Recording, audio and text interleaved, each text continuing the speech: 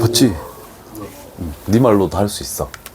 자, 이제 두 번째 대단원 미분이라는 걸 넘어왔는데, 미분 계수라는 굉장히 이상한 말 하나가 있고, 함수는 알겠는데 도가 붙어 있어서 도함수라는 게 뭔지 이제 새롭게 배우는 게 될 거야. 그래서 미분계수란 말을 우리가 뭔지 이제 2-1-1 해서 미분계수에 대해서만 우리가 먼저 파악을 해볼게. 52페이지를 보시면 굉장히 복잡한 그래프가 이렇게 나와 있을 겁니다. 자, 난 흐려진 거야?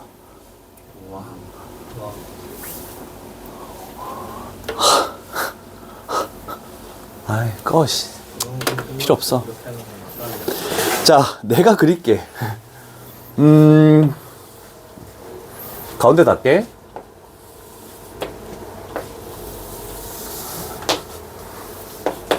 그림을 그냥 비슷하게 그려줄게. 너희 책하고. 자, 이렇게 되어 있는 그래프가 y는 fx래. 자, 그런데 지정되어 있는 게 두 가지 값이 있죠. 여기서 만약에 a라는 거, 그러면 당연히 높이는 f의 a가 될 것이고, 요쯤 어딘가가 b가 나와 있대. 그러면 이렇게 돼서 여기가 fb라는 것까지 하는 것은 모르는 사람은 전혀 없을 겁니다. 괜찮죠? 자, 그랬을 때 우리가 첫 번째 평균 변화율이란 말이 있네. 자,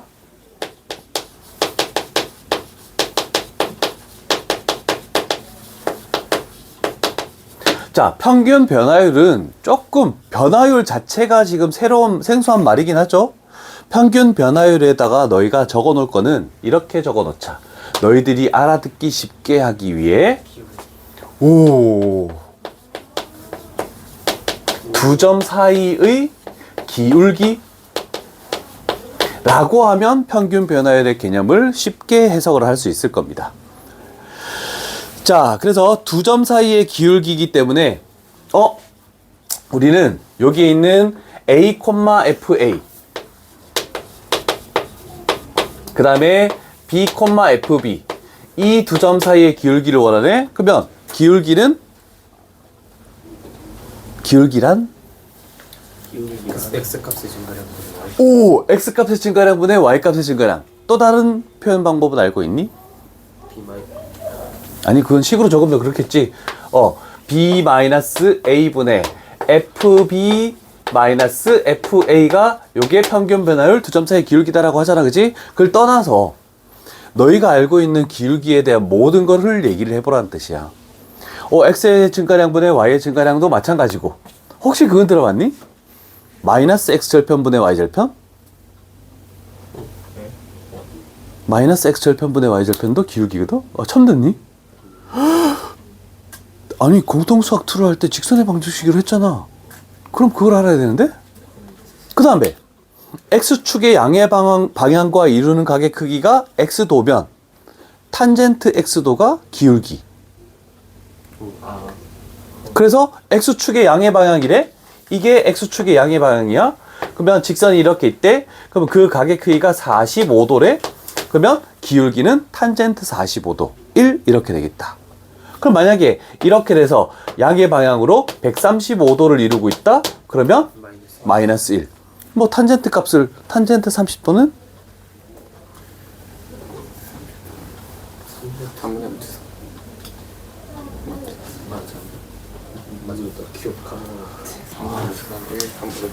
그렇지. 자, 일단 됐어. 뭐 그런 기울기, 두 점 사이 기울기가 평균 변화율이다. 그래서 이 평균 변화율식을 적었다, 얘들아. 괜찮죠? 그러면 우리는 이렇게 하겠대. x의 증가량이라는 표현을 여기서부터 여기까지가 x의 증가량이잖아, 그지? 그러면 여기서부터 여기까지를 뭐라고 할 거냐면 x의 증가량을 이렇게 표현합니다. 그래서 책에 그렇게 나와 있네. 참고 부분에 이 세모 표시는 뭐라고 돼 있니? 차를 뜻하는 디퍼런스. 그래서 그리스 대문자 뒤에 해당되는 델타. 그래서 델타 x, 델타 y 이렇게 적을 거야. 그러면 그래서 직각삼각형이 나와 있는 이유는 뭐냐면 이렇게 했을 때 요 높이의 차, 그래서 y의 증가량이기 때문에 델타 y 이렇게 표현하죠. 그냥 삼각형을 적는 거 아닙니다. 이렇게 해서 이쪽으로 이런 식으로 삼각형을 적는 거야. 그래서 델타 x분의 델타 y 이렇게 되겠네, 그지? 자, 그러면 여기서 한 가지를 해봅시다. 우리는 b라는 것을 표현할 때 어떻게도 표현할 수 있냐면 a에서 이 델타 x 거리만큼 오면 b가 되는 거죠. 그래서 여기를 a 플러스 델타 x라고 표현할 수 있겠네. 그러면 fb는 f의 a 플러스 델타 x라고도 이렇게도 표현할 수 있겠네. 괜찮으십니까? 됐지? 맞지? 자, 그러면 우리는 요 식이 바뀌는 겁니다. 이렇게 해서 b 대신에 얘를 대입하면 분모가 어떻게 되겠니? a 플러스 델타 x에서 a를 빼래. 그러면 델타 x만 이렇게 남겠네. 그 다음에 fb 저걸 대신 적어. 그러면 f의 a 플러스 델타 x 마이너스 fa 이렇게 돼서 얘까지 식을 만들 수 있겠죠. 그래서 너희 노란색으로 색칠되어 있는 부분이 x의 증가량분의 y의 증가량은 이렇게 돼서 요 식도 적혀 있고 요 식도 적혀 있고, 그래서 우리가 표현하는 것은 델타 x, x의 증가량분의 델타 y, y의 증가량이 이렇게 되겠다라고 해서 두 식 모두 노란색에 표시가 돼 있다. 괜찮죠? 자, 그러면 우리는 생각해 볼게. 또 다르게 표현하는 방법 하나만 더 적어보자. 이렇게 세모 x를 계속 적으려고 하니 너무 귀찮다. 그래서 수학자들이 그걸 뭐라고 했냐면 세모 x를 그냥 문자 h로 바꾸자. 요 식을 하나 적어 놓자. 그래서 우리가 평균 변화를 표현할 수 있는 식은 하나, 둘, 셋 이렇게 해서 세 가지로 표현을 할 수가 있다.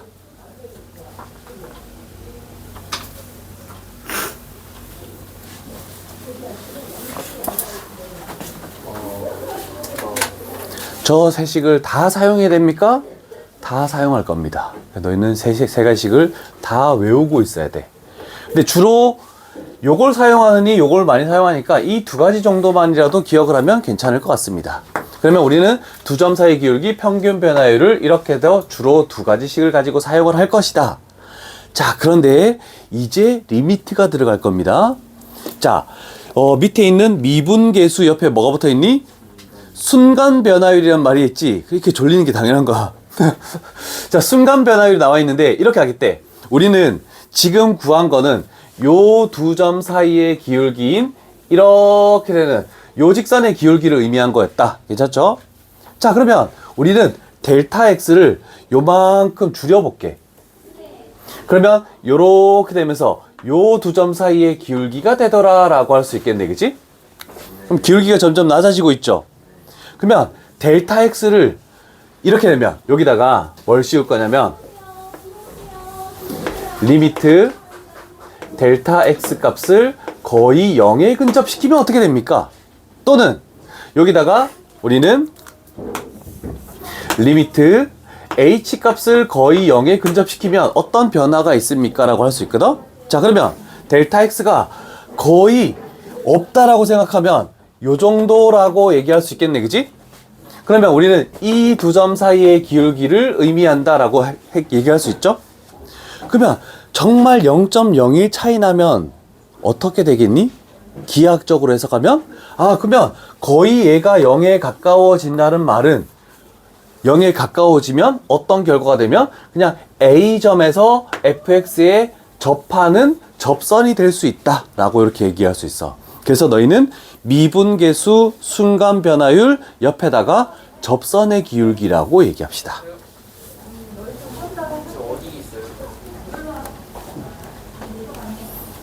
자, 평균 변화율은 두 가지로 한다 했죠. 평균 변화율, 두 점 사이 기울기. 근데 순간 변화율은 극한을 씌웠을 때다. 그래서 순간 변화율은 미분계수란 말하고 똑같고 그 다음에 접선의 기울기란 말하고 똑같고, 그래서 세 가지 말이 동일한 말이다 라고 얘기하면 돼. 자, 그래서 리미트가 들어가 버리면 얘는 접선의 기울기, 리미트가 없으면 그냥 두 점 사이의 기울기 이렇게 되겠다는 뜻입니다. 그거밖에 없어. 자, 그러면 우리가 해볼 거는 쭉 넘어가서, 그게 오른쪽 페이지 53페이지 나와 있네? 53페이지 위에.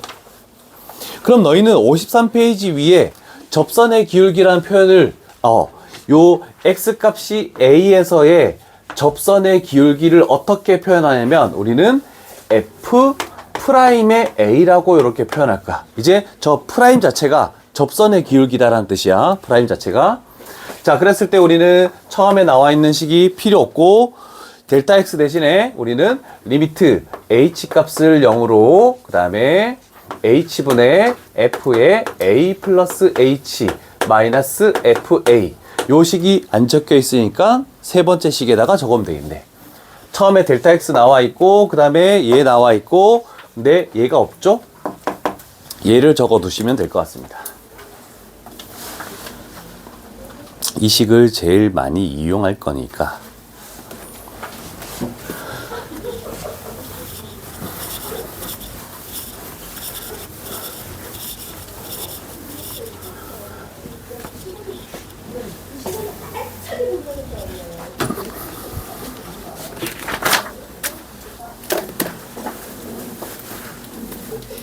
낚싯대요.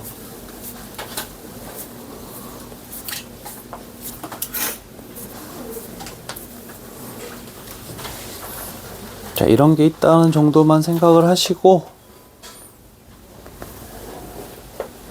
자, 얘가 미분 계수라는 표현이고, 켜질려나 모르겠다. 일단 적고 갈게. 자, 다 적었죠? 그러면 우리는 큰 이 단어는 미분 계수도 있고 뭐도 있었니? 하나 더? 도함수가 있었지. 그러면 도함수라는 건 뭐냐면 식을 미분할 거야. 식을 미분할 건데, 예를 들어서 한 가지, fx가 만약에 x의 n제곱이라고 나와 있을 때 미분한 식을 구할 때 우리가 어떻게 하면 그것도 f'의 x라고 할 거거든. 그래서 미분한 식, 도함수, 그 다음에 미분 계수는 접선의 기울기, 숫자, 이렇게 차이점이 있다. 자, 그러면 이걸 미분하는 방법은 뭐냐면 지수를 앞쪽으로 내려. 그러면 n 하고 x에 지수를 1을 빼 n-1제곱. 그러면 얘가 fx의 도함수식이다. 그러면 얘는 뭘 구할 때 사용하냐면 접선의 기울기를 구하기 위해서 사용할 때 많이 할 것이다. 그럼 예를 들어서 2차 함수가 있을 거 아니야, 그치? 우리는 y는 fx라고 할게. fx라는 것을 만약에 뭐 2x제곱 플러스 x 마이너스 3 이렇게 돼 있대. 그럼 우리는 2차 함수가 이렇게 있을 거야. 축이 어디니? 2차 함수의 축이 뭐니? 어디? 2차 함수의 축 구하는 방법을 혹시 알고 있니?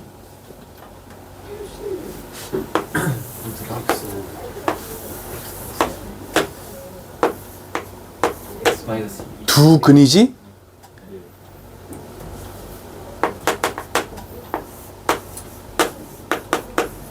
요거 이해되니? 이거의 중점이잖아. 축. 그러면 얘가 2차 방정식이면 우리는 두근의 합을 어떻게 했었지? 마이너스 a분의 b, 이게 두근의 합이었지? 거기다가 2로 나누기만 하면 그게 축이 돼버리는 거야. 그럼 두근의 합은 뭐니? 마이너스 2분의 1. 2로 나누면 마이너스 4분의 1이 축이 되는 거야. 이해됐죠? 그러면 만약에 우리가 여기가 1, 1 집어넣으면 0이죠? 그럼 1,0에서 접선의 접선의 방정식을 찾으시오라고 하면은 우리는 고1 때 했던 방법은 y는 m, x, 마이너스 1 이렇게 세우고 얘 두 개 연립한 다음에 뭐 했니? 판별식 D는 0을 구해서 기울기를 구했잖아, 그지? 자, 그런데 너희는 고1 때도 접선의 기울기를 이 방법을 안 하고도 쉽게 할 수 있어. 자, 어떻게 하냐면 얘를 미분해 볼게. f'x가 나왔지. 얘 미분하면 뭐가 되겠니? 앞으로 내리겠지? 4하고 x에 지수 1 빼면 4x가 되겠지. 차수가 하나씩 낮아지는 거야. 여기 1이 있지. 1 곱해주면 그냥 플러스 1 되면서 1 빼면 뭐가 되니? x의 0제곱이 되지. x의 0제곱은 1. 그러면 얘는 뺄 게 없지. 그러면 사라지는 거야. 그럼 얘가 fx의 도함수. 도함수는 뭘 구하기 위해서? 접선의 기울기를 구하기 위해서. 근데 어떤 값을 집어넣어야 되니? 접점에 x좌표를 집어넣는 거야.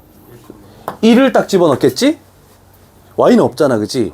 그러면 f'1이 x값이 1에서의 접선의 기울기를 의미하거든? 그럼 여기다 1 집어넣으면 뭐 되니? 5가 나오죠. 그럼 m값은 그냥 5라는 게 이렇게 구해지는 거야. 그래서 미분을 하고 나면 접선의 기울기도 굉장히 편하게 구할 수 있어.